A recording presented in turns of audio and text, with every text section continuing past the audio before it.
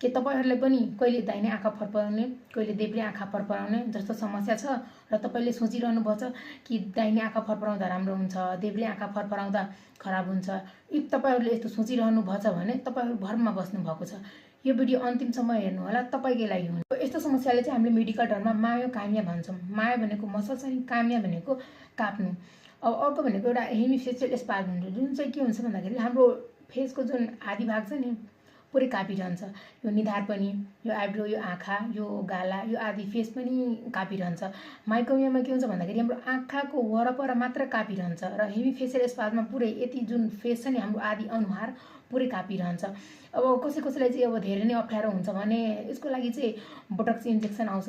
त्यो चाहिँ केही समयसम्मको लागि चाहिँ हाम्रो मसल्सलाई कन्ट्रोल गरेर राख्न सकिन्छ। बट जुन चाहिँ तपाईले सोच्नुहुन्छ कि अब सधैँभरिको लागि एउटा इन्जेक्सन लाएर चाहिँ यो निको हुने हो, त यस्तो चाहिँ हुँदैन। अब 6 महिना सालभरसम्मको लागि यो इन्जेक्सन काम गर्छ। फेरि पनि धेरै अप्ठ्यारो भयो भने अर्को इन्जेक्सन चाहिँ लाउनु पर्ने हुन्छ।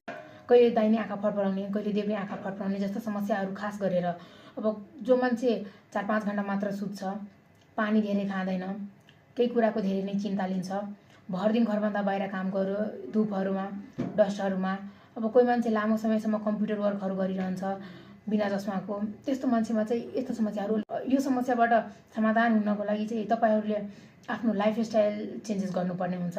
जस्तै कि अब 7-8 घण्टा एकदम राम्ररी सुत्नु पर्यो, पानीको मात्रा चाहिँ बढाउनु पर्यो। अब घरभन्दा बाहिर काम गर्नुहुन्छ भने फोटोक्रोमिक ग्लासेसहरु हुन्छ, यो सनलाइटहरुबाट प्रोटेक्ट गर्ने, डस्टहरुबाट बचाउने त्यस्तो खालको ग्लासेसहरु युज गर्नु पर्यो। अब धेरै समयसम्म कम्प्युटर युज गर्नुहुन्छ, मोबाइलहरुको काम गर्नुहुन्छ भने ब्लू प्रोटेक्सन भन्ने ग्लासेसहरु आउँछ।